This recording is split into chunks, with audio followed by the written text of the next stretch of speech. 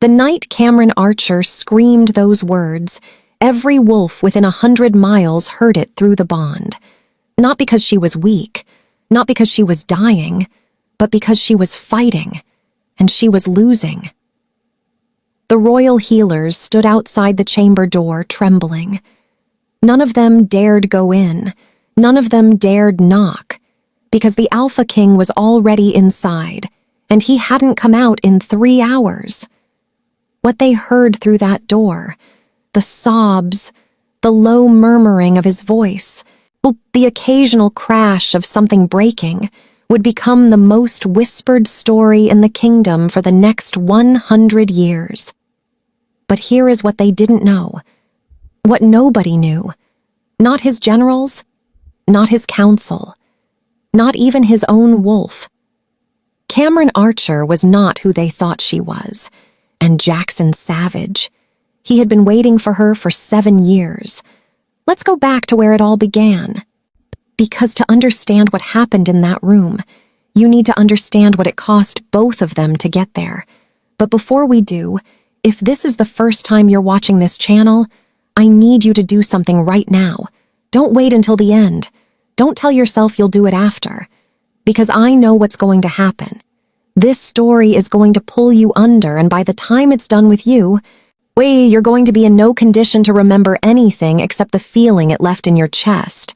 So right now, hit that like button, hit subscribe, and drop in the comments where you're watching from, because this story is about 2 people who found each other across 7 years and an entire kingdom of silence. And I want to know where you are when it finds you. We're going back to the beginning. Don't you dare look away. Chapter 1. The Wolf Who Waited. The first thing you need to know about the kingdom of Ashen Vale is that it was not built for softness. It was carved from old-growth forest and older blood, the kind of place where the trees grew so thick that midday looked like dusk, and the wolves who lived beneath that canopy had stopped apologizing for their edges 3 generations back. 5 packs, 1 crown, and a set of laws so old that half the kingdom had forgotten why they existed and simply accepted that they did. The second thing you need to know is that Colt Rains, Beta of Ashen Vale and self-appointed keeper of the Alpha King's calendar, had circled a particular date in red ink, then yellow for visibility, then red again, because yellow wasn't communicating the appropriate level of crisis.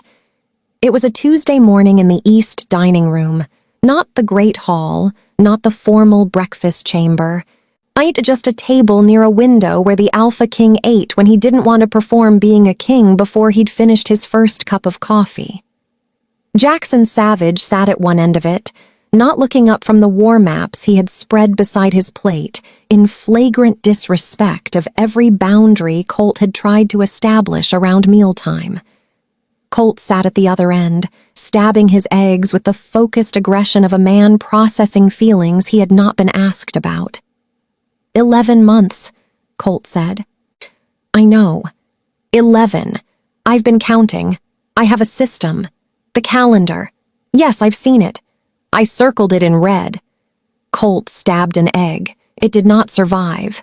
Then yellow, then red again because the yellow wasn't... It doesn't matter. The point is 11 months, Jackson. The law is very clear. The Alpha King must be mated by his 30th year or the crown transfers to the next dominant bloodline. And I don't know if you've met the next dominant bloodline recently, but I have, and I promise you that is a future none of us want to live inside of. Jackson turned a page of his map. Colt breathed through his nose.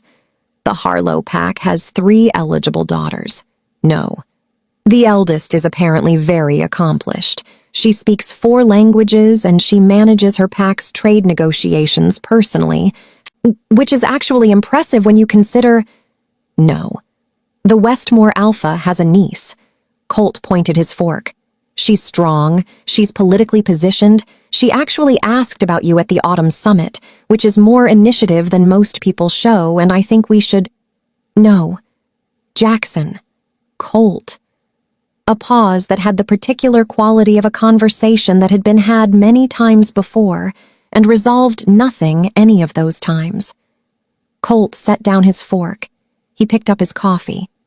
He looked at the ceiling, which had never done anything to help him and did not start now. Then Jackson said something quietly, without looking up from the maps. "I made a mark once, 7 years ago." His voice was flat, but flat in the way a river is flat before it drops. All that force held just below the surface. "I won't pretend she doesn't exist just to save a crown." The fork went down. The coffee went down. Colt looked at him for a long moment and said nothing. Because there was nothing to say to that, and Colt Raines, for all his talking, knew exactly when silence was the only honest answer. The war maps rustled in the morning draft, and the Alpha King of Ashenvale, 29 years old and 11 months from losing everything his bloodline had built, sat with his eyes on his maps and his jaw set like a man who had already made his decision 7 years ago and was simply waiting for the world to catch up with him. To understand what Jackson meant, you have to go back, 7 years back, to a forest patrol on the Duskfen border, on a gray autumn afternoon when the trees smelled like rain and old leaves and everything was entirely ordinary right up until the moment it wasn't. Her name is Cameron Archer. She's 22, mid-rank daughter of a border pack warrior, and she is sprinting through the trees because she is late for a checkpoint rotation, and she has never once in her life been late for anything she considered worth being on time for. And she has decided, with the particular focus of someone who is competitive about things that do not technically require competition, that today is not going to be the day that changes. She is not watching where she is going. This is relevant. Because the most powerful werewolf on the continent is standing in the middle of the patrol path, reading a border report with his back partially turned, and Cameron Archer runs directly into his chest at full speed. What happens next happens in the space of a single inhaled breath. She grabs his arm to catch herself. He catches her without thinking, hands closing around her shoulders by reflex, and the bond, the true mate bond, the kind that the old texts describe as a thunderclap, the kind that wolves spend entire lifetimes hoping for and most never find, detonates between them like something that has been waiting a very long time to finally be allowed to happen. Jackson Savage goes completely still. He is not a man who goes still. He is a man who moves through the world with the deliberate momentum of someone who has never been surprised by anything and intends to keep that record. But in this moment, holding this woman by the shoulders on a Duskfen border path, something in him simply stops. His wolf is not still. His wolf is doing something that Jackson will later describe to absolutely no one as embarrassing. Cameron looks up. Storm gray eyes. She looks at him the way she probably looks at most problems. Directly, quickly, with the expression of someone running an assessment and expecting to find an answer. She finds the bond instead. He watches her feel it, watches it move through her face, watches her understand in real time exactly what it means. And then she does something that no one in the recorded history of Ashenvale has ever done to an Alpha King. She says very politely, "I'm so sorry. I wasn't watching where I was going." She untangles herself from his hands. She straightens her jacket, and she walks away. Not runs, walks. With her shoulders back and her chin level and the particular dignity of someone who has decided that whatever just happened, she has somewhere better to be. Jackson doesn't move for 30 seconds. Colt, who witnessed the entire thing from approximately 8 feet away, with the expression of a man watching something he will process for the rest of his natural life, does not say a word. Not then. Not for the full 30 seconds that Jackson stands in the middle of the path, staring at the space where she used to be. Not until Jackson finally opens his mouth. To say what? Nobody ever found out, because she was already gone, already through the tree line, though already swallowed by the forest like she'd been smoke all along. Colt would later call it the single funniest moment of his entire life. He would also swear to take that to his grave, on account of Jackson having very large hands and very little patience for being laughed at. But the story had a way of surfacing in his memory on difficult days when he needed something to hold on to. She was gone before the Alpha King recovered his voice, gone from the patrol route. Well, gone from the Dusk Fen pack registry, gone from every border record and travel manifest and cross-pack census that Jackson quietly, methodically pulled in the weeks that followed. Like smoke, like water, like something that had never fully decided to exist in the first place. Cameron Archer vanished, and Jackson Savage spent 7 years not replacing her. Nobody dragged her through the eastern gates gently. That was the first thing Saren Voss noticed when the border wolves came through with their find. Not gently, because gently wasn't an option when the cargo in question was barely conscious and had to be supported on both sides just to stay vertical.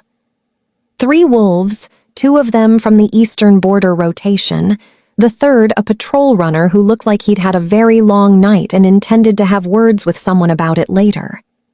Between them, that's half carried and half walking on legs that clearly weren't cooperating, was a woman. She'd been beaten. That was obvious. The blood at her temple had dried to a dark line, and her clothes were torn in the deliberate way that spoke of a fight rather than an accident, fabric pulled and raked by something with intent.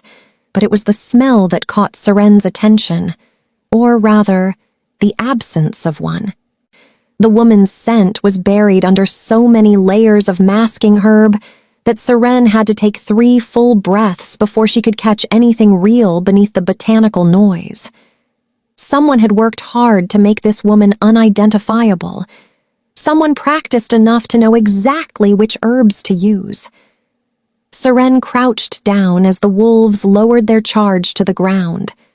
Storm-gray eyes opened, found her face, and did something that Saren recognized immediately. They calculated, ran through options. They came to conclusions, all in the time it took most people to blink. "Who is she?" Saren asked, not taking her eyes off the woman. One of the border wolves shifted his weight. "She says her name is Vin, claims rogue status, no pack markings, no—" "That's not what I asked," Serene said. "Who is she?"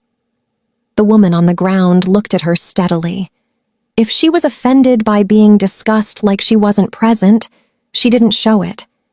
She had the look of someone who had decided, sometime in the recent past, that showing reactions was a resource and she was running low. "I need medical help," she said. Her voice was level, steady in a way that said the steadiness was chosen rather than natural. "I can pay." "You're on royal grounds, love." Saren's tone wasn't unkind. "You don't pay here. You explain."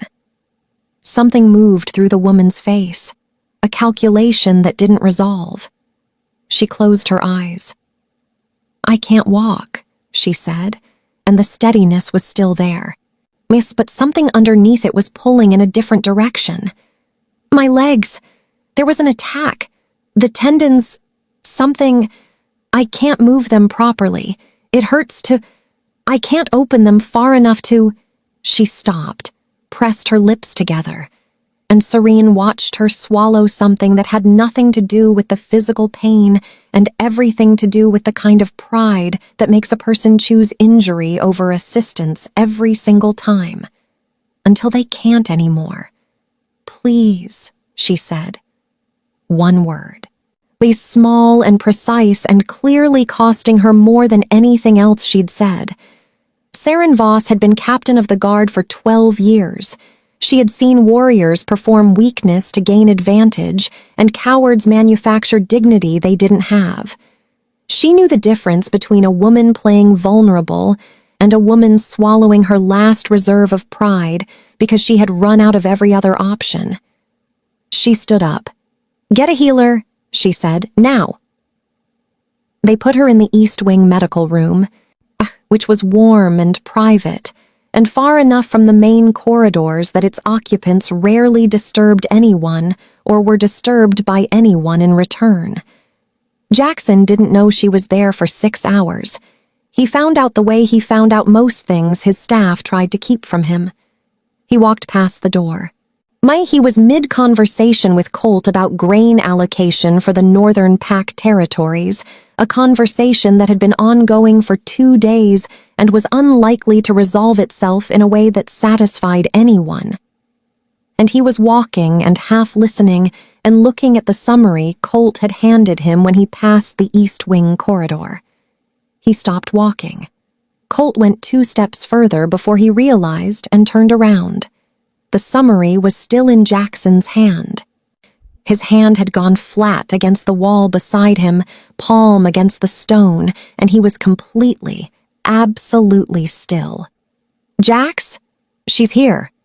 The words came out quiet, measured, the tone of a man stating a fact rather than processing one. Colt stared at him. His left eye developed an involuntary movement that had been absent all morning. "Who's—" he started, stopped. Something shifted in his face. The sequence of expressions moving from confusion to recognition to the particular dawning horror of a man who has been handed exactly what he wanted and is now suddenly unsure he was ready for it. "Oh," he said it like the word had weight. "Oh no." "Which room?" Jackson said.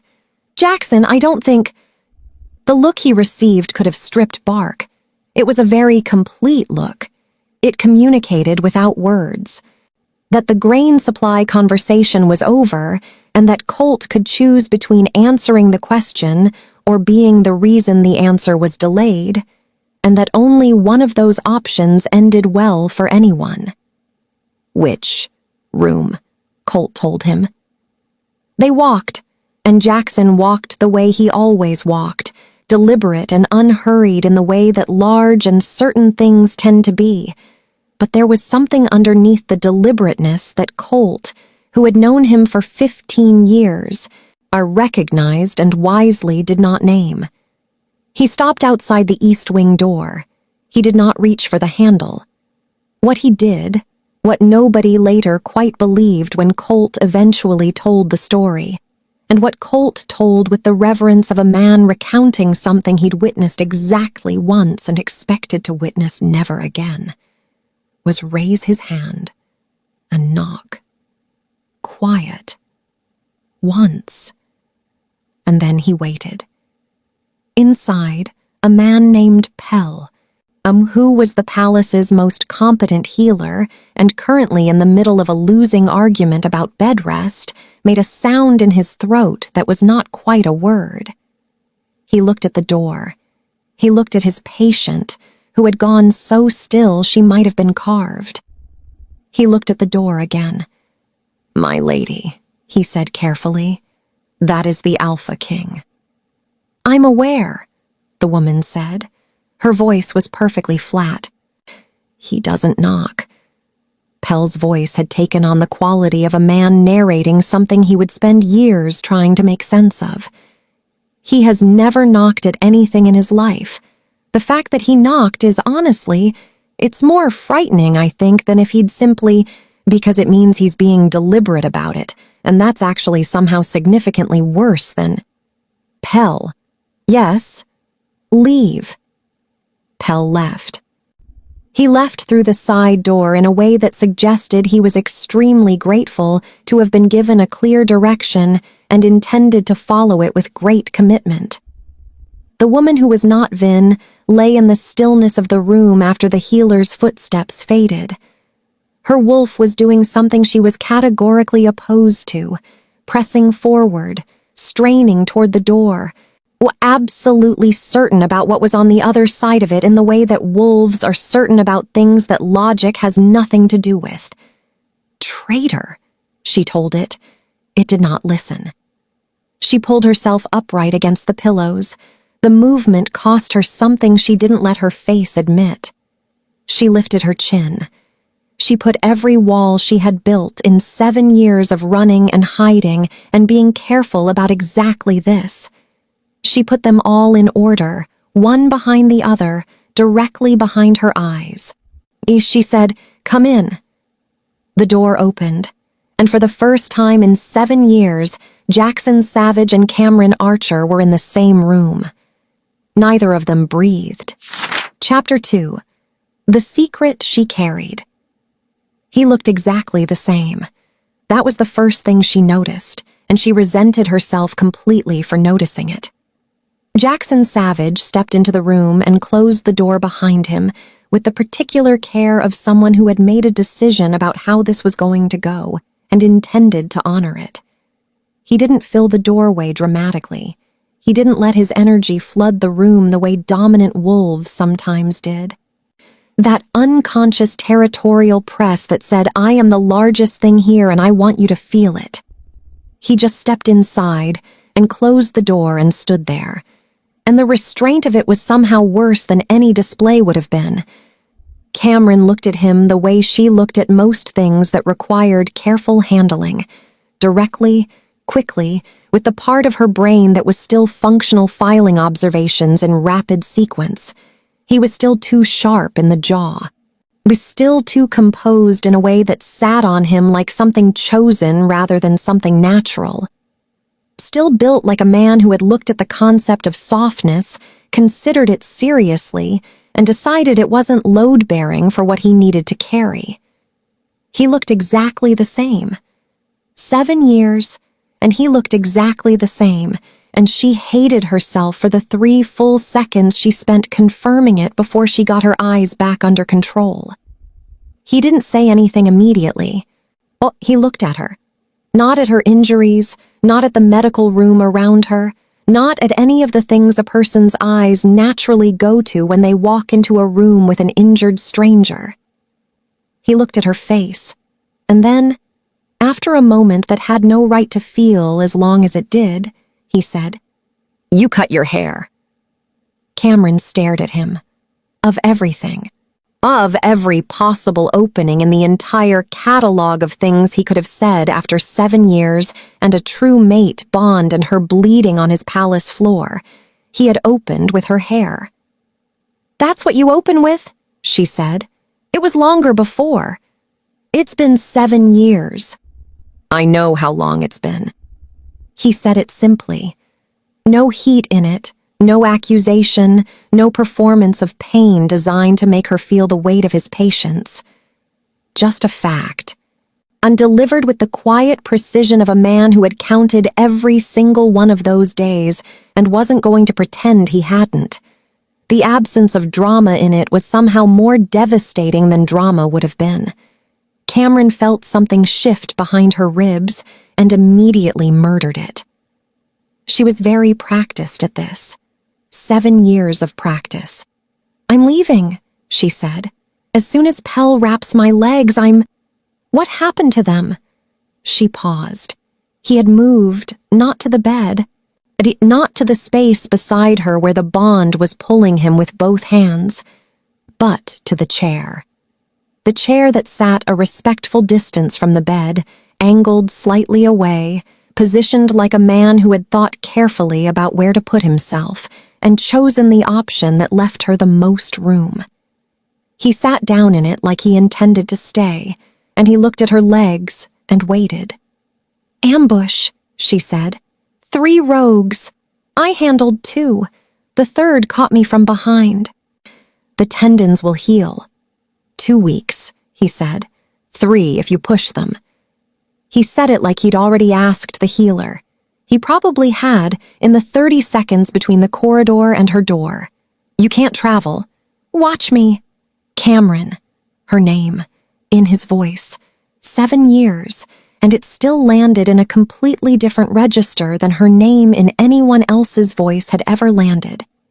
And she had spent 7 years in various border towns and distant territories hearing people say her name, and none of them had ever made it sound like that. like something he'd been holding carefully, making sure not to damage it, waiting for the right moment to put it down somewhere safe. "Don't," she said quietly. He was still for a moment. Then, "I'm not going to beg you to stay. I don't do that." He settled back slightly in the chair. "I'm going to ask you one question. You can refuse to answer. You can lie. You can tell me to get out." She watched him. "What's the question?" "Why did you run?" The silence that followed had texture. She looked at him sitting in that chair.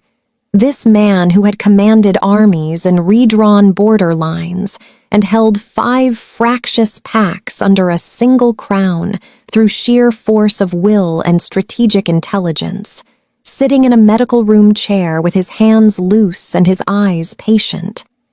Asking her one question with the tone of someone who had decided long ago that he was going to ask it exactly once and then live with whatever answer he received. She had prepared for this. In the abstract, across 7 years, she had prepared for the version of this conversation that existed in her head. She knew what she was going to say. She had the words arranged. "Because I knew what accepting the bond would mean," she said. "For you." He didn't move. A true mate bond for an alpha king doesn't work the way it does for regular wolves. She kept her voice even and clinical because that was the only register she trusted right now. "You know that. I'd read the histories before I was 15. What happens to an alpha king's judgment when the bond fully completes? The way it amplifies everything. The way it makes protecting the mate the first priority, above logic, above strategy, above the kind of cold decision-making that keeping 5 packs unified actually requires." She paused. "And I was a border pack girl, Jackson. No title, no political weight, no allies worth naming. 3 enemies who would have found a way to use me against you within a year of the bonding becoming public." He was watching her with an expression she couldn't entirely decode. "So I left," she said, "before the bond could complete. Before you could become someone who would burn down the kingdom for someone like me. I made the calculation and I walked away, and I'm not going to pretend it cost me nothing, but I knew what the alternative cost, and it was too much." The room was very quiet. "That," Jackson said after a moment, "is the most arrogant thing anyone has ever said to me." She blinked. "You decided," he said. His voice was low and perfectly even, the way deep water is even. All the current moving beneath the surface where you can't see it. "Without asking me. You decided what I could handle and what I would choose and what I was capable of, and you removed the choice from my hands entirely because you believed you understood my kingdom and my wolf and my capacity for reason better than I did." He paused. "You protected me, without my knowledge, without my consent. And then you disappeared for 7 years and let me—" He stopped. Something moved through his expression. There and gone, so fast she almost missed it. "Let you think what?" she asked softly. He looked away, at the window, at the gray morning light coming through it. His jaw was set in a way that said whatever was behind his next words had been kept somewhere private for a very long time and was being brought out against his better instincts. "That you just didn't want me," he said. He said it to the window, like it was a minor observation, like it was nothing. He looked back at her after a moment with the expression of a man who had said what needed to be said and was now ready to move on to the next item, and the sheer, controlled steadiness of it broke something open in the room that couldn't be closed again. She thought she was saving him. He had spent 7 years believing he simply wasn't enough. Both of them were right about something. Both of them were wrong about something. And neither of them, sitting in that room on that gray morning, knew yet that the full story was larger than both of their versions of it combined. That part was still coming. She stayed. Not because of the bond, and not because of her legs, and not because Pell had used the specific tone of a man who has made something medically correct and does not intend to have his work undone by stubbornness. She stayed because Jackson had said I simply wasn't enough, and then looked away from it like it was something minor, and something inside her had decided, very quietly and with great finality, that she was not leaving until that was fixed. She was given a room in the East Corridor. Not a suite. She'd refused that with enough clarity that even Colt had not tried to argue it twice. A modest room with good window light and a lock she tested 3 times before she trusted it. On day 4, she was in the restricted library before dawn. The records she needed were old, pre-unification, much the kind stored in the archive's deepest shelves behind a door that required something specific to open.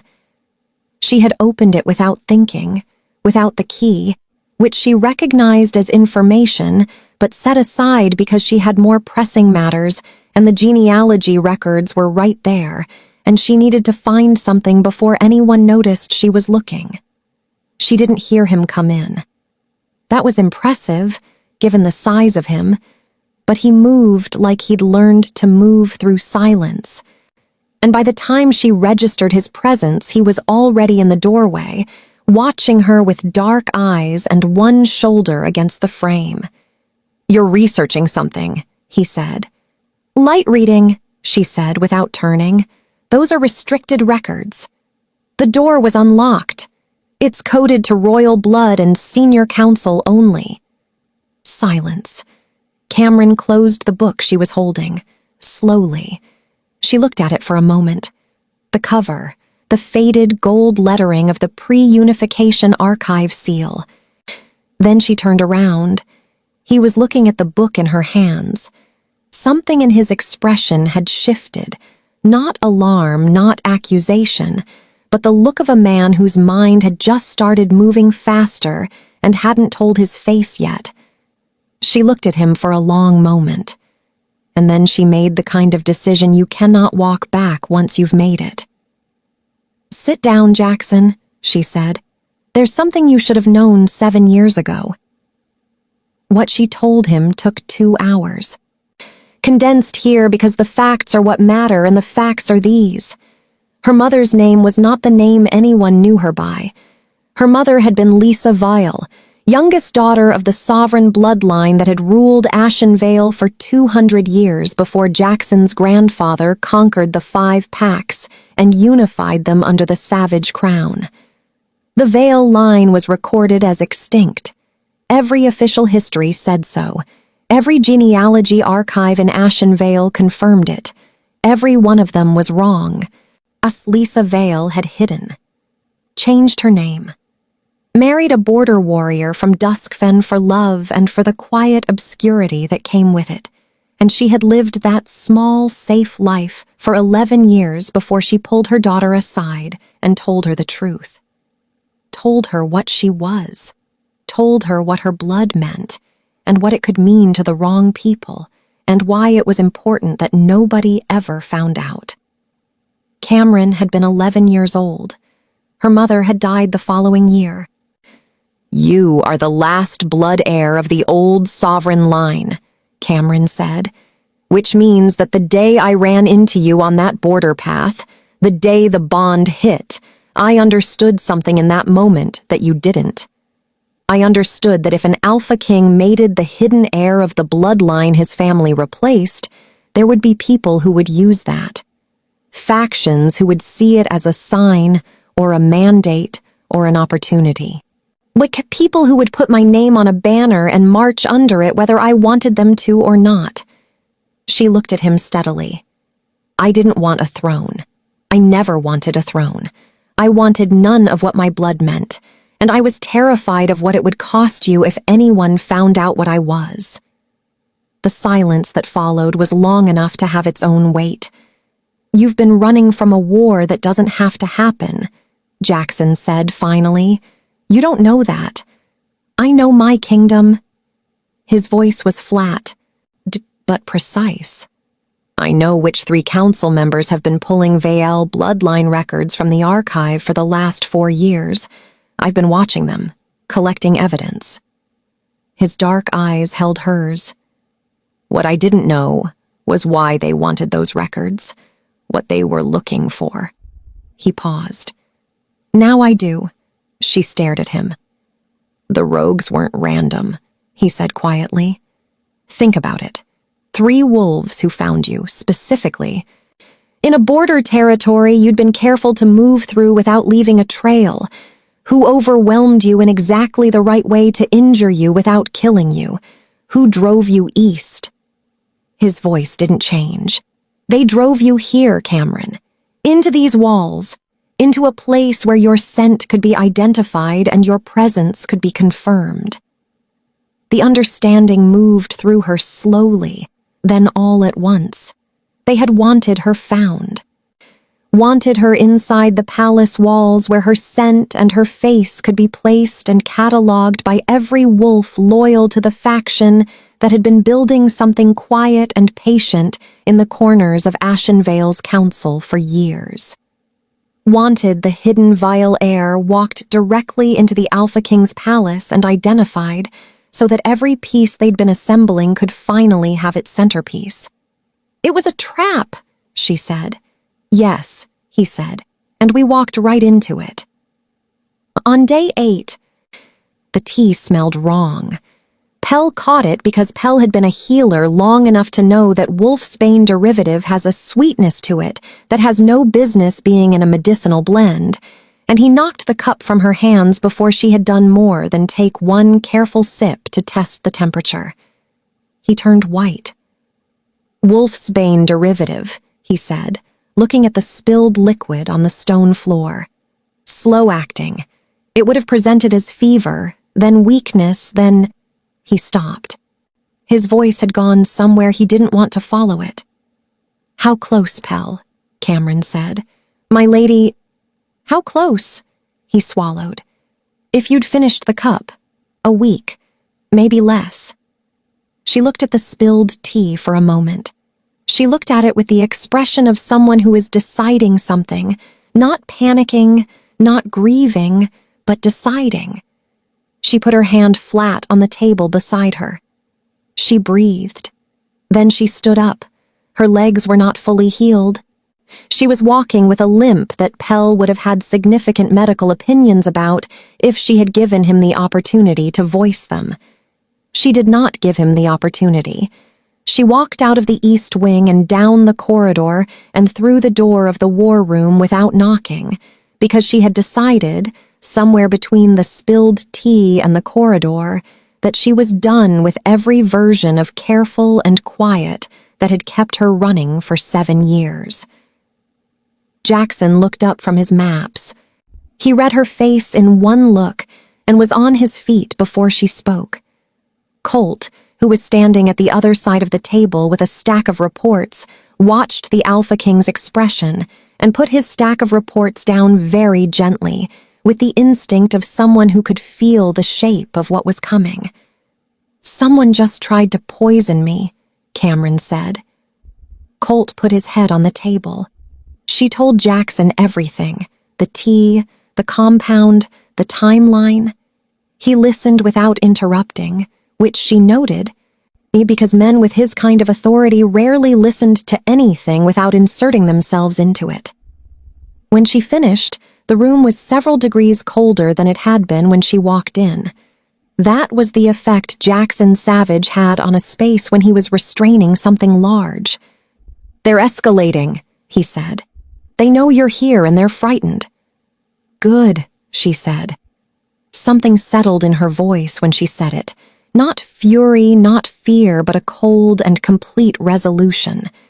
The kind that had been building for 7 years behind every careful step and quiet town and covered trail, and was now done apologizing for itself. I'll testify, she said. Everything. The rogues, their marks, the attack, the compound in the tea, everything. But I want to do it publicly. All 5 pack representatives, not just the council. Jackson looked at her. "If it's just the council," she said, "Hallow and Faust control the room. They can make evidence disappear and witnesses reconsider and records get misfiled and nobody can prove otherwise." She held his gaze. "They cannot make 4-pack leaders forget what they heard with their own ears. They can't disappear a testimony that an entire assembly witnessed."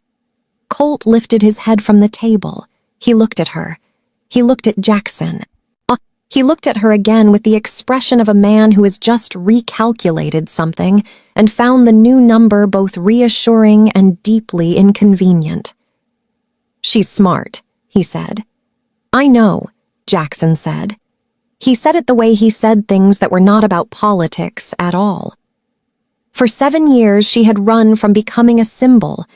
Now she was going to walk into the largest room in the kingdom and set fire to everything they had built with her name, before they could use it against the man she had spent 7 years trying to protect. If this story is doing something to you, if you felt that moment when he said, "I simply wasn't enough," and looked away like it was nothing, please hit that like button right now, subscribe if you haven't already, and drop in the comments where you're watching this from. Because this story found Cameron when she had nowhere left to run, and I want to know where it found you. Chapter 3. The Great Hall and the Ghost. The 5-pack assembly was called under the cover of a border security summit. That was Jackson's framing, and it was a good one, neutral, procedural, the kind of meeting title that made council members and pack representatives reach for their calendars without asking too many questions. Border security was everyone's concern. Border security required no explanation. Border security did not telegraph in any direction that what was actually being assembled in the Great Hall of Ashenvale was a room in which 2 men who had spent years building something quiet and patient in the kingdom's corners were about to watch it all come apart. Cameron spent 2 days preparing. Not on her appearance. She had already decided she was wearing her own clothes, mended but plainly made, because she was not going to walk into that room dressed in anything borrowed, and she was not going to look like she was performing for anyone. The preparation was words.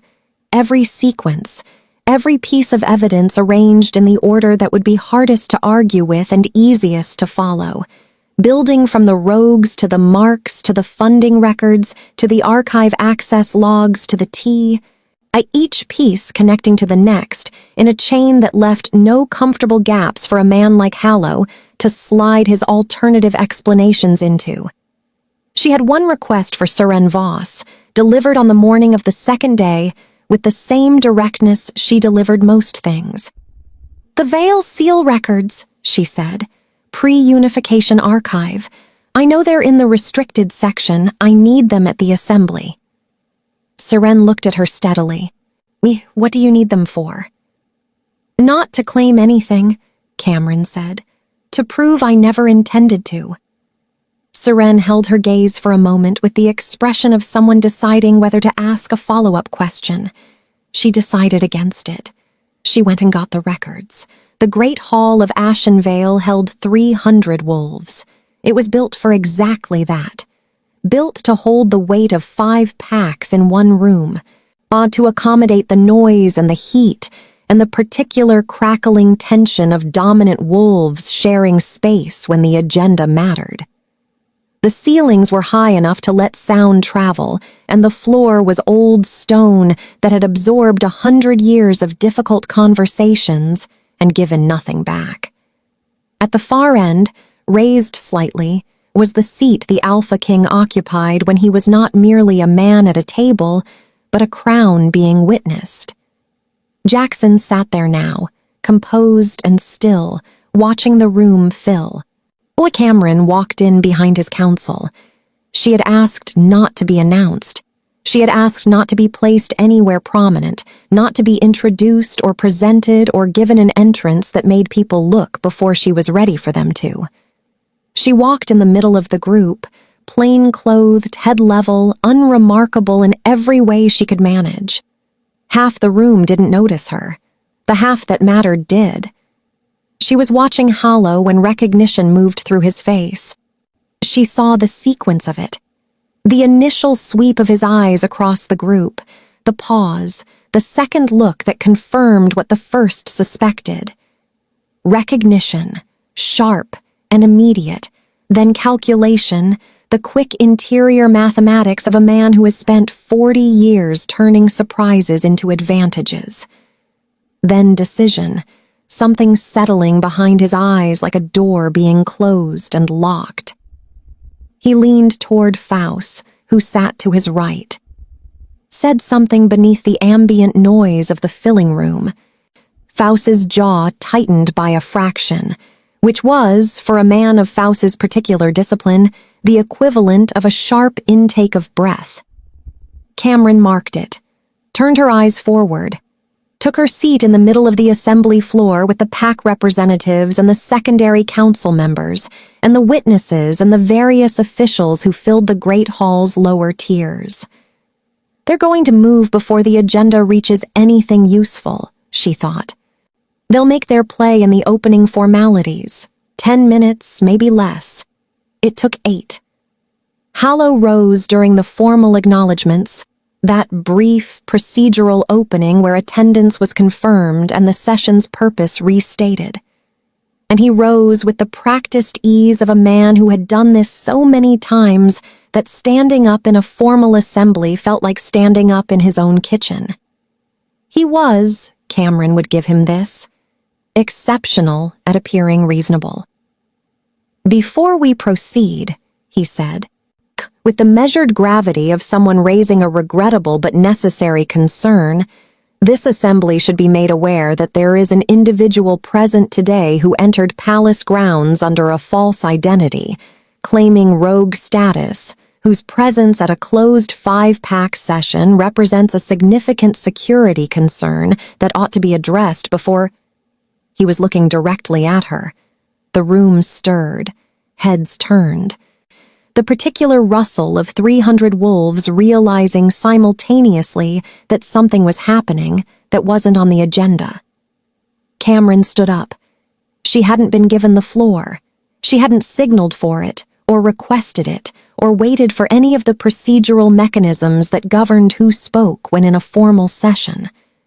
She simply stood, and the room went quiet, not because of dominance, not because of rank or title or any of the traditional reasons a room of wolves goes quiet, but because of how she stood. Like she had been waiting for this moment for 7 years and had arranged every single one of those years around being ready for it. The silence was complete. "My name," she said into that silence, "is Cameron Vale Archer. My mother was Lisa Vielle, last living blood of the sovereign house that ruled this kingdom for 200 years before the savage reign united the 5 packs. I have known what I am since I was 11 years old. I have spent the 7 years since I came of age making certain my name never became a weapon in anyone's hands." She paused, just long enough to let it land. "Councillor Hallow has just called me an agitator. I want to offer this assembly a different word. I am a witness. Was to a plot to manufacture a succession crisis using my bloodline, without my knowledge, without my consent, and in direct betrayal of the alliance that every representative in this room was sent here to protect. I'm going to tell you exactly who built it, how long they've been building it, and why it failed." She looked at Hallow. "And then I'm going to show you the evidence." The room did not stay quiet after that. It erupted. The specific eruption of 300 wolves processing something that rearranged several of their foundational assumptions at once. Voices overlapping and chairs scraping, and the pack representatives from the outer territories leaning toward each other with expressions ranging from shock to calculation to the focused attention of people who have just realized this summit is significantly more important than they were told. It took 10 minutes to restore order. Cameron used the 10 minutes to arrange her evidence on the table in front of her in the sequence she had planned, because the noise was going to end eventually, and she intended to be ready when it did. She testified for 90 minutes. She was precise. She was documented. She moved through the evidence the way she had arranged it in her mind across 2 days of preparation. The rogues first, their origins, their pack markings traced back through 3 layers of intermediary to an estate funding source that connected to Hallow's financial records with a directness that made Counselor Callum, sitting 3 seats to Hallow's left, go very carefully still. Then the archive access logs. Who had pulled Vale bloodline records, when, and on whose authorization. Then the poisoning, the compound, the delivery method, the timeline. The medical record Pell had written up with the meticulous thoroughness of a man who understood that documentation was the only thing standing between justice and convenience. When she was done, she reached into the record case Syrian had brought and placed a set of documents on the assembly table. Old documents, the kind with the weight of age in them, the paper dense and the ink faded to the particular brown of something written when the world was arranged differently. The Vale seal records, Badi pre-unification, the complete genealogical chain of the sovereign bloodline, ending with her mother's name and, beneath it, in a hand that had been added later, Cameron's own. "I brought these," she said, "not to claim a throne, not to petition this assembly for restoration, recognition, or any right derived from this bloodline. I brought them to surrender any such claim formally, completely, and permanently, before this room, before all 5 packs, in a record that cannot be disputed or reclassified or quietly relocated to a restricted shelf." She looked across the assembly. "No one will ever be able to use my name as a banner again. I am closing that door today, and I am closing it in front of witnesses." The silence that followed was absolute and total, in a way that the earlier noise had not been. This was the silence of a room that had just watched something it didn't have a category for. Brecht Hallow rose. "This is a fabrication," he said, and to his credit, his voice was steady. "A coordinated manipulation designed to discredit—" "Sit down, Hallow." Jackson's voice, quiet, a single sentence, the kind of quiet that doesn't compete with noise because it doesn't need to, the kind that simply exists in the room and makes all other sound understand that it is secondary. He hadn't moved from his seat. He hadn't raised his voice. He had simply spoken, and the weight of it was enough. Hallow sat down. "The assembly will review the evidence," Jackson said, "and then we will have a very different conversation than the one that was planned for today." Hallow and Faust were removed from the council by sunset. Callum had turned witness 3 days before the assembly. Colt had gone to see him quietly, which was Colt's most effective mode. The man had a talent for identifying exactly which thread, pulled gently, would cause a particular person to unravel, and Callum had been the thread. He had not had the stomach for what Hallow and Faust were building. He had stayed too long out of a combination of fear and political inertia, and when Colt sat across from him with a cup of tea and the specific expression of a man who is offering one door and closing several others, Callum had walked through it. The formal proceedings took 3 weeks. Cameron stayed for all of them.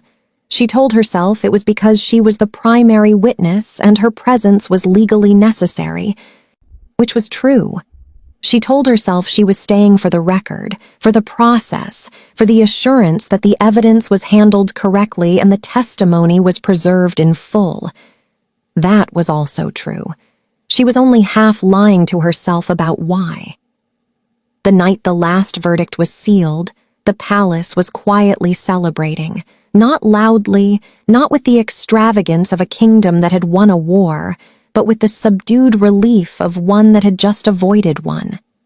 Colt had found a bottle of something from the southern Pack territories that he refused to explain the provenance of. Saren Voss had gone off duty for the first time in 3 weeks. Pell had gone home early and was reportedly already asleep. Cameron was on the eastern balcony, alone, deliberately, because she had spent 3 weeks in rooms full of people watching her and her instincts needed air. She heard him before she saw him. By familiar footsteps. She had learned their rhythm without meaning to, the particular cadence of a man who moved through his own spaces like he had decided exactly where he was going and saw no reason to hurry. Jackson came to stand beside her at the rail. He didn't say anything immediately. He looked out at the forest, the dark tree line at the edge of the palace grounds, old growth and older shadow. And she let him look, because silence beside him had always felt different than silence beside anyone else.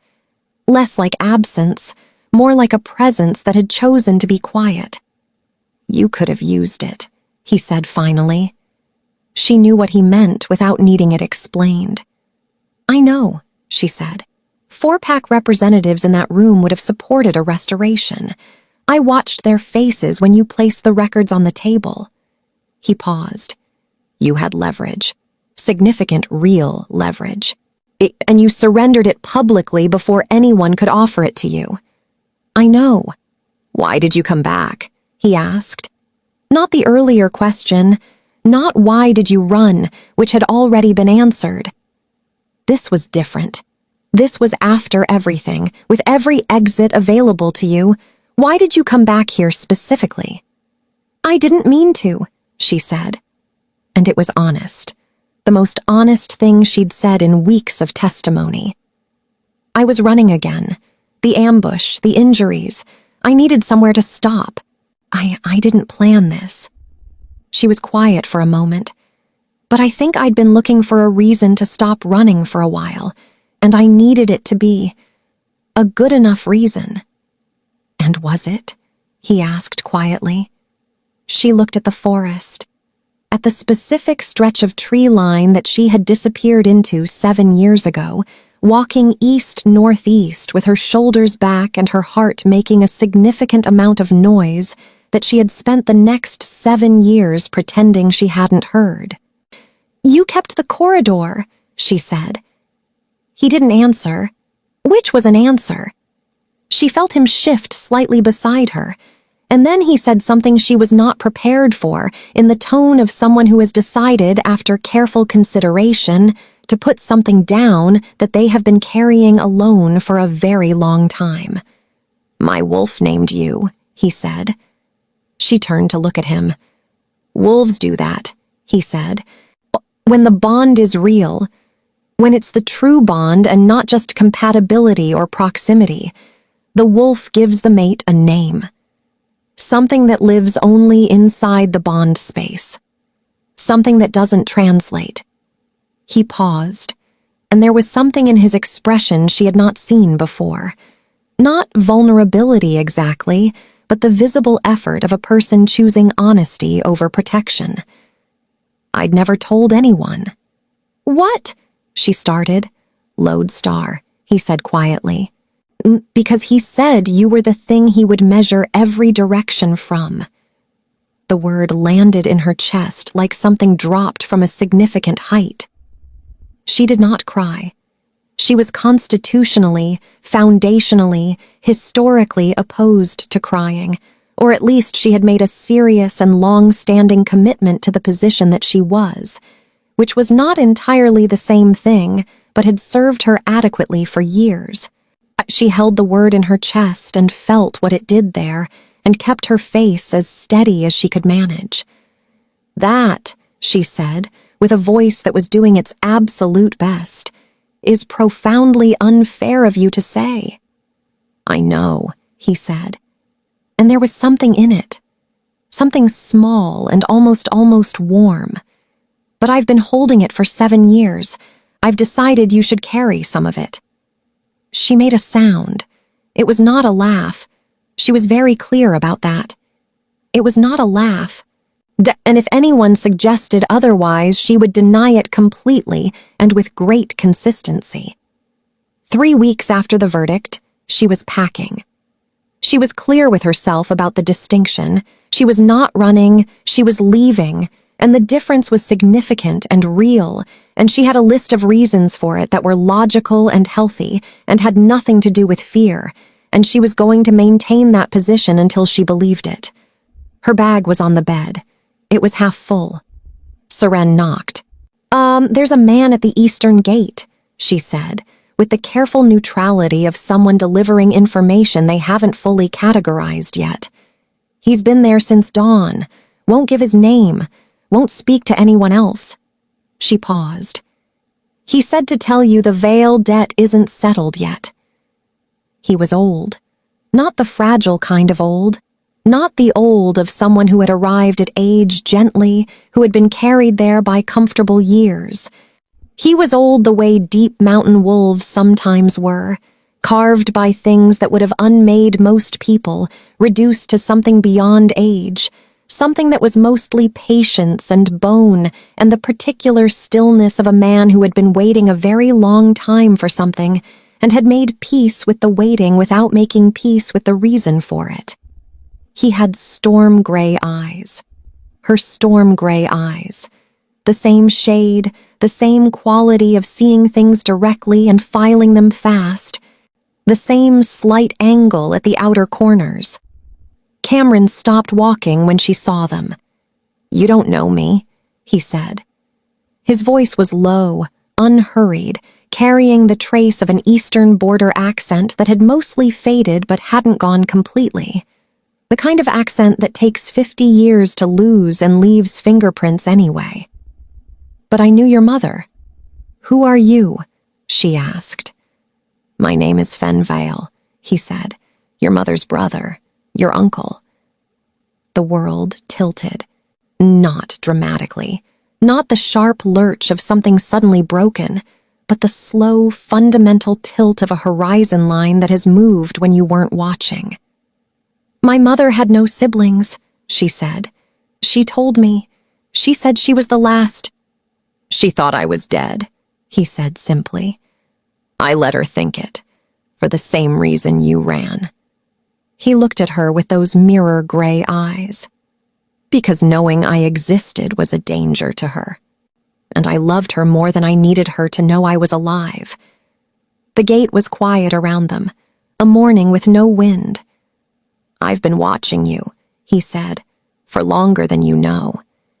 He said it with the tone of a man who is moving towards something difficult and has decided the direct path is the only honest one. I was behind the rogues at the border.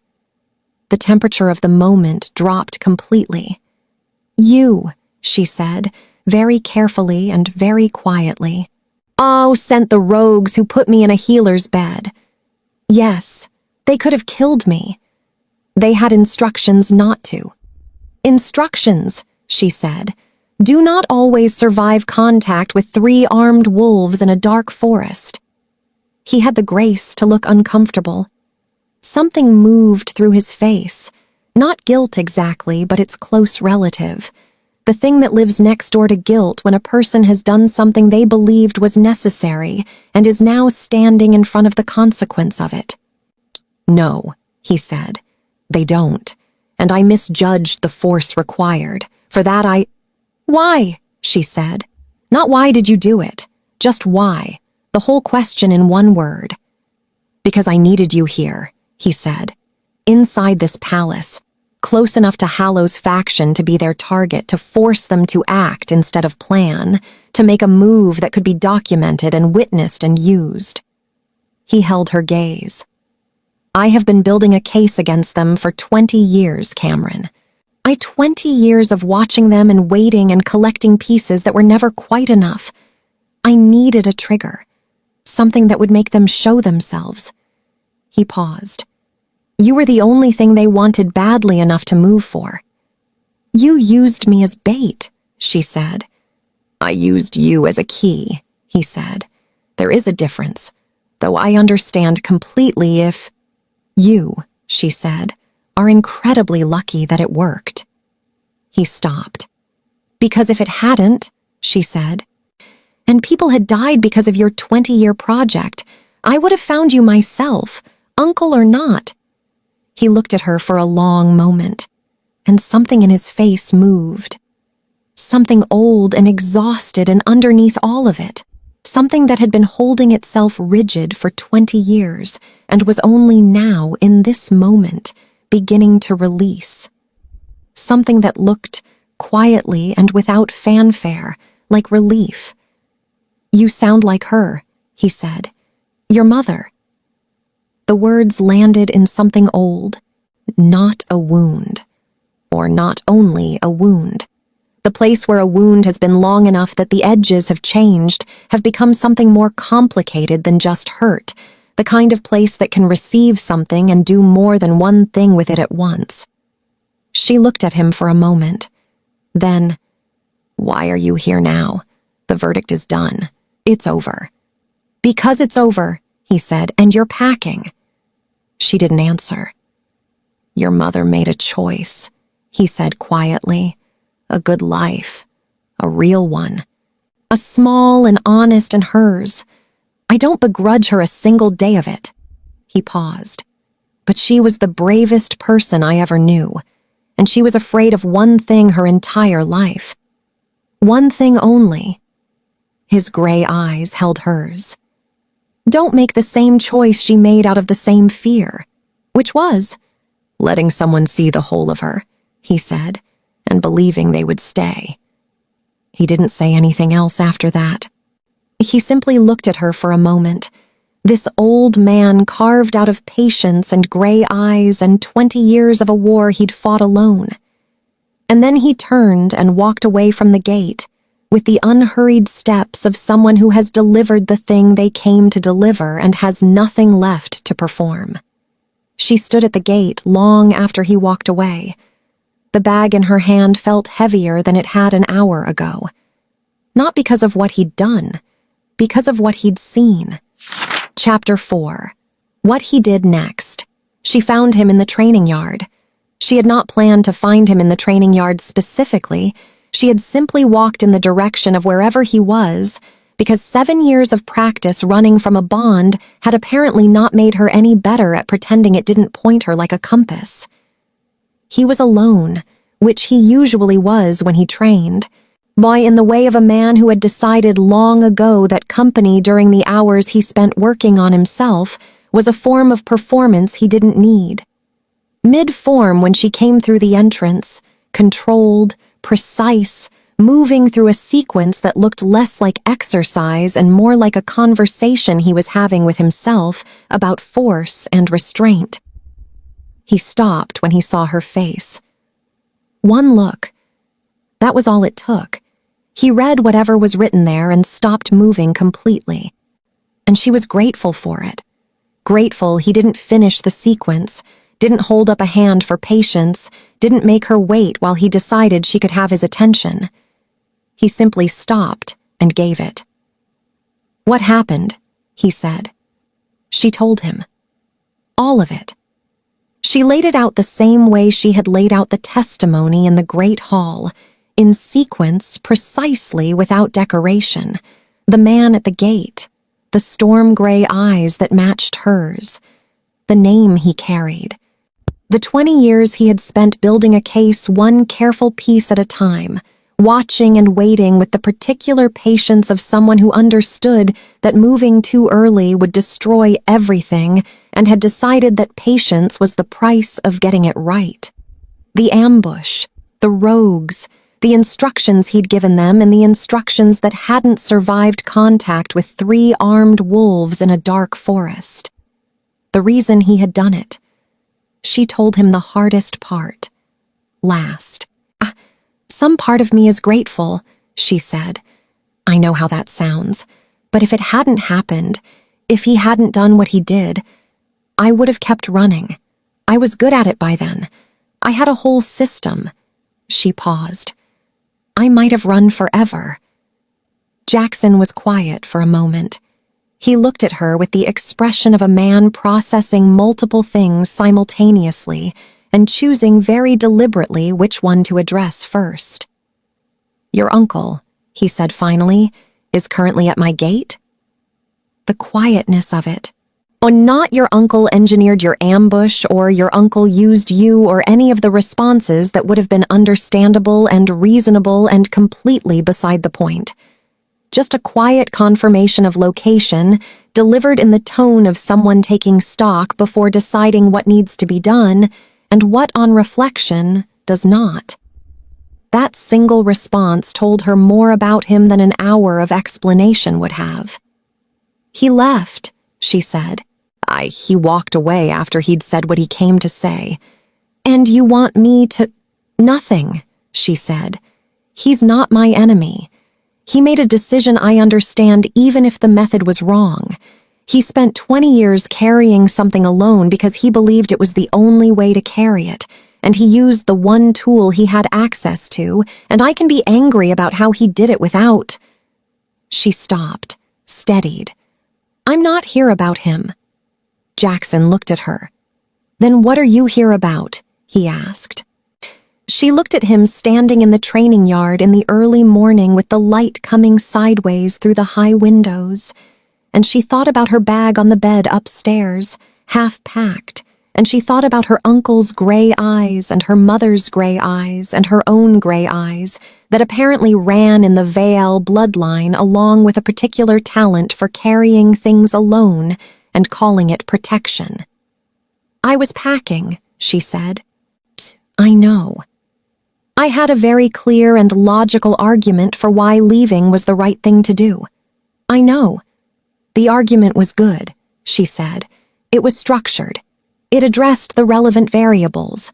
Under normal circumstances, I would have found it entirely convincing." He waited.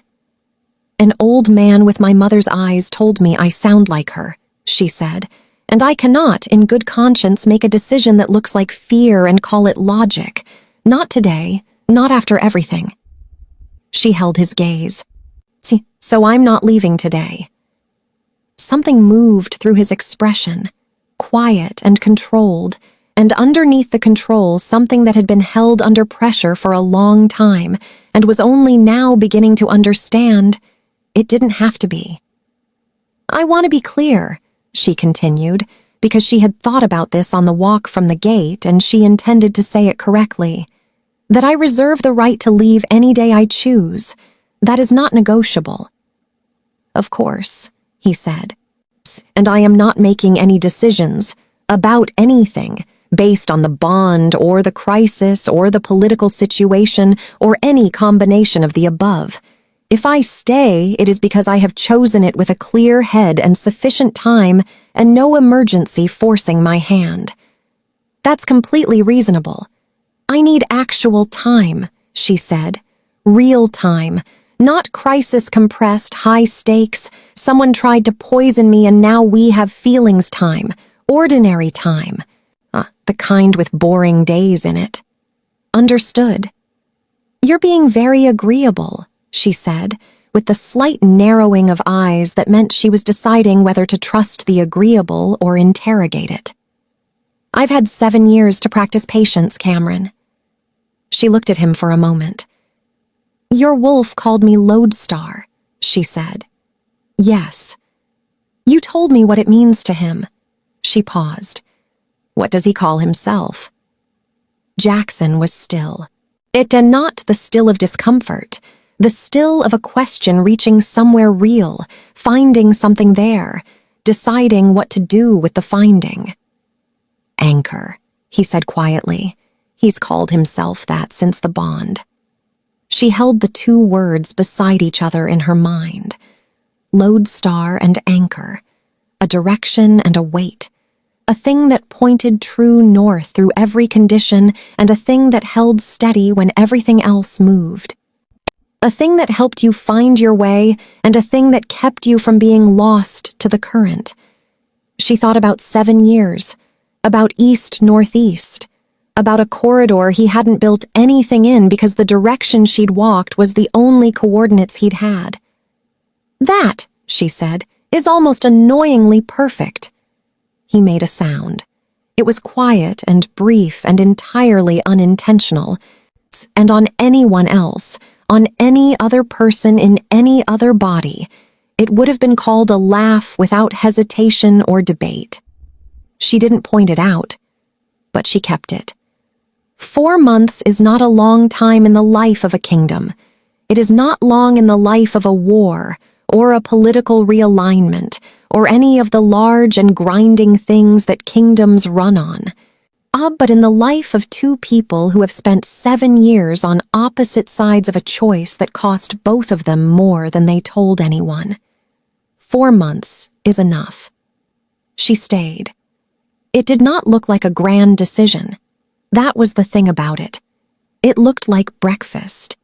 It looked like her on one side of the table with a report she disagreed with, and him on the other side of the table with the same report and a different interpretation. And neither of them capitulating because neither of them was built for capitulation, and they had both accepted this about each other by the end of the 2nd week. She won some arguments. He won some arguments. Neither of them said so directly, but she noted which policy revisions appeared in the council briefings 3 days after she'd made a case for them, and she suspected he noted which of her positions softened in the weeks following his quieter counterpoints, and they both maintained the polite fiction that they were simply 2 people with opinions rather than 2 people learning the shape of each other's thinking. She beat 3 of his guards in a training session in the 6th week. She had not been intending to make a statement. She had simply been training, because she had always trained and her legs were healed and she had energy that needed somewhere to go. The 3 guards had been training too, and one thing had led naturally to another. Jackson watched from the yard entrance with an expression that was deeply inadvisable for a man who was technically supposed to be neutral about the outcome of his guards' training sessions.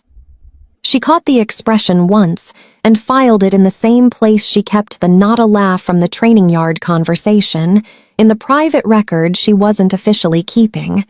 She taught Pell a border remedy for inflammation that used 3 ingredients he'd never considered combining. He asked her to explain it twice, then understood it, and then, without any apparent warning, his eyes filled completely. "Pell," she said with genuine alarm. "I'm fine," he said, in the voice of a man who was absolutely not fine, but had decided to call it fine and move forward. Why are you? "It's a beautiful remedy," he said with great dignity, through what were unambiguously tears.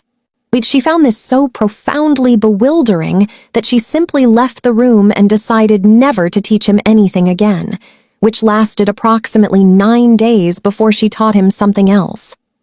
She and Colt argued about approximately everything: trade policy, training rotations, the optimal way to organize Border Patrol reports, which was a conversation that lasted 4 days and ended in a draw that satisfied no one.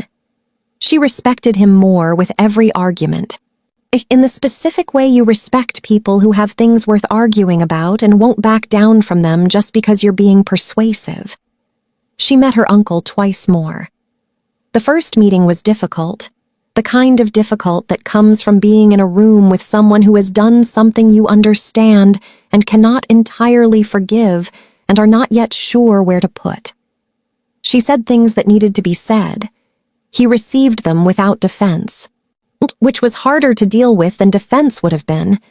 The second meeting was different, quieter, the kind of conversation that happens when 2 people have finished having the conversation they needed to have and discovered on the other side of it that there is something real remaining.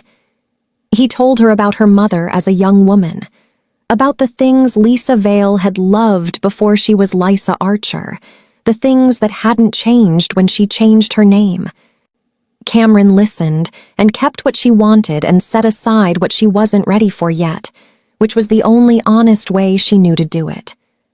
The palace, somewhere in the 3rd month, began to do something she had not given it permission to do. It started to feel like something dangerous, familiar, oriented. The kind of place where she knew which corridors were coldest in the morning and which window in the East Library got the best light at noon, and which of Jackson's silences meant he was thinking and which meant he had already decided. It started to feel like home. She noticed this and said nothing about it to anyone, which was her approach to most things she didn't know what to do with yet. The eastern balcony at the end of the 4th month. She had known something was coming. It had been building in the particular quality of ordinary days, at the edges of mornings, in the pauses inside conversations, in the way she had started thinking in we when she meant I, and catching herself doing it, and then slowly catching herself less. She was there when he came. He stood beside her at the rail and looked out at the forest for a moment, the way he sometimes did, not avoiding the conversation but settling into the space before it. The way you settle your weight before you lift something that matters. "I'm going to ask you something," he said. "You can say no. You can ask for more time. You can—" "Jackson." "Yes. Ask." He turned to look at her, and she saw it. The thing she had never seen on him in any of their 7 years of distance or their 4 months of proximity. The Alpha King who had never been uncertain about anything he'd decided, who had held 5 packs steady and ended border conflicts and kept a corridor empty for 7 years without wavering. He looked uncertain, not afraid, not performing uncertainty for effect, simply, honestly, in the presence of something that mattered enough to make certainty feel presumptuous. "Stay," he said, "not because of the bond, not because of what your blood means or what this kingdom needs or any of the reasons that were true before you made any choice at all." He held her gaze. "Because my wolf knows exactly where he is when you're here. And for someone who has been anchor for 30 years, someone who has held everything steady for everyone and never once had a direction of his own, that matters more than I have words for." The forest was very still. She looked at him.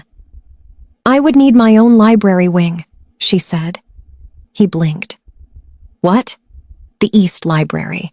The restricted section, full access. No argument about what I pull from the archive and when." She held up a hand as he opened his mouth. "I cannot work in proximity to your war maps without an ongoing disagreement about Duskfen resource allocation, so I need my own space. That's a practical requirement, not a negotiating position." "Cameron, and Colt needs to stop calling me the one," she said. "It is dramatique, and I refuse to be referred to that way in official contexts or unofficial ones, and someone needs to tell him that because he won't believe it coming from me." "Is that a yes?" he said. She stopped. She looked at him. This man who had knocked instead of demanded, who had asked one question and waited 7 years for the answer, who had given her every exit and somehow made none of them feel like rejection. "Yes," she said. "Obviously. Don't make it weird." They bonded at dawn. Not in the throne room, not in the Great Hall. Not in any of the ceremonial spaces that the kingdom had prepared for exactly this occasion across the 30 years of Jackson's life, and had quietly begun to suspect would never be used. Cameron had refused all of it, the formal announcement, the ceremonial presentation, the assembled kingdom bearing witness to the Alpha King claiming his mate, with the specific energy of a woman who has already stood in one large room full of wolves this month and has filled her quota. "I'm not a territory being claimed," she told him. "Obviously," he said. "So we do this our way." "What is our way?" She thought about it. Small, real, the people who know the whole story. They marked each other in the Eastern Library at first light, with the old genealogy records shelved around them, and the gray morning coming through the window she had identified in the 3rd week as having the best light. Colt stood to the left with a handkerchief he had brought for reasons he maintained were entirely unrelated to crying, a position he held through the entire ceremony with steadily decreasing credibility. By the end, his eyes were red, and the handkerchief was visibly damp, and he was staring at the ceiling with the intense focus of a man daring it to mention what was on his face. Isaren Voss stood at the door with her arms folded and her jaw set, and her eyes doing something rapid and repeated that she would have described, if asked, as a reaction to the early morning light. Pell stood slightly to the right, vibrating at a frequency that suggested he was operating on pure emotion and had stopped trying to manage it sometime around the 3rd minute. And in the back of the room, quiet and gray-eyed and still, stood Fenvile. He had been told he was welcome and had arrived before any of them and chosen the furthest corner and stayed in it, with the expression of someone who had carried a debt for 20 years and was watching part of it, finally, be paid. The kingdom found out 3 days later. Not through an announcement. Cameron had also refused that, on the grounds that she had already been announced in one direction or another more times in the past month than in the previous 29 years of her life combined. And she was done. The kingdom found out the way things that are true tend to eventually find their way into the world. Cameron walked into a pack assembly beside Jackson and sat down. Not on a ceremonial seat, not elevated or positioned or flanked by protocol. She sat down next to him the way you sit next to someone whose space you have earned and intend to use, with the ease of someone who has made a decision and is finished deliberating about it. The room understood. The formal announcement, when it came, was essentially a courtesy. The thing that shocked the kingdom happened 3 weeks after the bonding. Not the bonding itself, though that had done its share of shocking. Given the bloodline involved and the years of speculation and the general assumption among the older council members that the Alpha King was going to end up mated to someone considerably more conventional. No, the bonding was surprising. What came 3 weeks later was something else entirely. Jackson called a full assembly of all 5 packs. He stood before 300 wolves and the 5-pack representatives and the newly reconstituted council, and he dissolved the succession law, the ancient one, the foundational one, the mate by 30 rule that had governed the savage bloodline's hold on the Ashen Vale crown for as long as anyone in that room had been alive, that had caused more political anxiety and back-channel negotiation and strategic marriage arrangement than any other single piece of legislation in the kingdom's history. Gone. Replaced with a single clause, read aloud in the quiet, a deliberate voice of a man who has chosen his words carefully because he intends them to last. The Alpha King shall rule in the interests of the kingdom and in partnership with his mate, who shall hold equal standing in matters of governance, law, and legacy. Strength without wisdom is only ruin. This throne stands on both.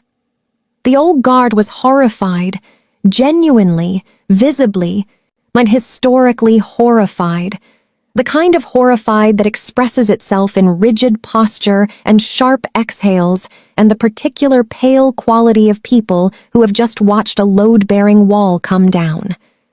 The young wolves were electrified.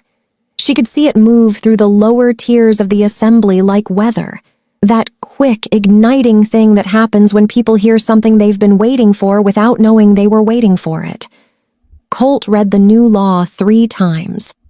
He read it standing beside her afterward with the document in his hands, and his lips moving and the expression of a man performing a thorough and methodical verification. "She wrote this," he said. "We wrote it," Jackson said. "She wrote it," Colt said. "And you read it and agreed with everything she said and then put your name on it." "We wrote it together," Jackson said, with the particular patience of a man who is choosing his battles. "You are so," Colt started. "Don't," Jackson said. "Completely and entirely gone for her." He said it with great reverence. "This is the best day of my life, better than the Battle of Iron Fen. Better than the Northern Trade Accord. Better than the time you—" Colt. "Yes, Alpha King. Get out." Colt got out. He was smiling so hard it looked like it hurt, and he made no attempt whatsoever to manage it. And when Seren Voss found him in the corridor 2 minutes later and asked what had happened, he simply showed her the document, and she read it, and they stood together in the corridor of the Ashenvale Palace in complete silence for a moment, before Seren said, very quietly, "Good," and walked away. 3 days after the assembly, Cameron was in the Eastern Library at first light. She had reorganized the genealogy records. That this had not been requested or assigned. She had simply looked at the system the archive used and found it illogical and corrected it, which had taken 4 days and produced a result that was significantly more functional and that she was prepared to defend to anyone who raised concerns, including and especially the head archivist, who had left her 3 notes about unauthorized restructuring that she had read, considered, and set aside. Her uncle's words lived quietly in her chest. They had settled there over the past weeks into something that wasn't quite comfort and wasn't quite grief, but was somewhere in the honest, complicated country between the two. The place you get to when you've stopped running from something long enough to actually look at it. She heard familiar footsteps in the corridor. She knew their rhythm the way you know things you learned without meaning to. The particular weight and pace of them, the way they moved through space without hurrying. They stopped at the library doorway. She didn't turn around. "The Duskfen resource files are wrong," she said. "I know," he said. "They've been wrong for 3 years.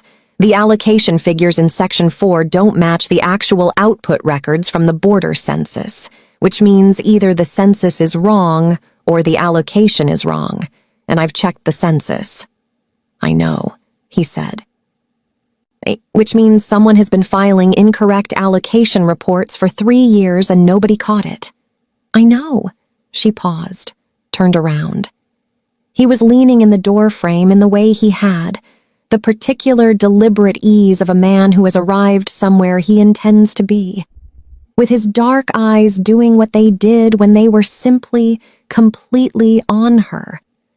Not reading her for information, not assessing or calculating, just looking, but in the way of someone who has found the thing they were looking for and sees no reason to look elsewhere. "You knew," she said. "Yes. You were waiting for someone to find it." "I was waiting," he said, "for the right someone to find it." She looked at him. "You're terrible," she told him. He said. And this time she didn't manage it and she didn't try. She let the laugh come, full and real and entirely her own, in the morning light of a library in a kingdom they had somehow, was between the two of them, managed not to break. She had spent 7 years running from a bond she believed would break a kingdom. What she had not understood, what she could only understand from the other side of it, standing here, in this library, with the right person in the doorway, was that the breaking was never the danger. The danger was never letting anything be whole in the first place. Strength without wisdom is only ruin. This story stands on both, and that's where we leave them.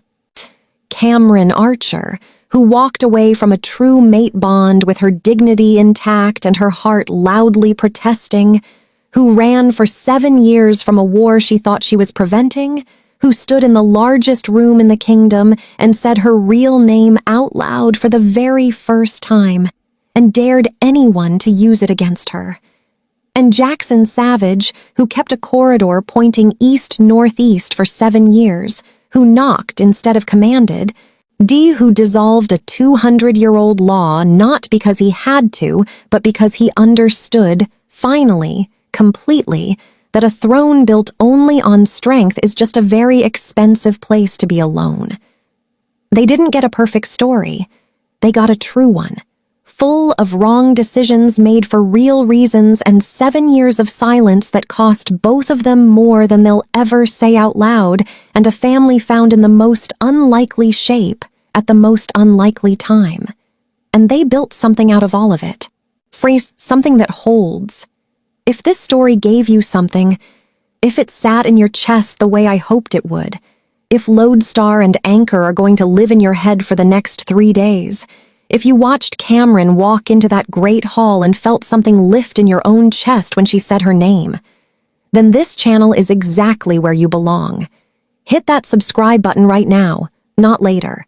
Right now, before the next story finds you without warning. Hit the like button if this one earned it. And drop in the comments where you're watching from, your city, your country, your corner of the world. Because this story traveled from a kingdom that doesn't exist to wherever you are right now, and that's the kind of distance that deserves to be marked. I see you in the next one. Don't go far.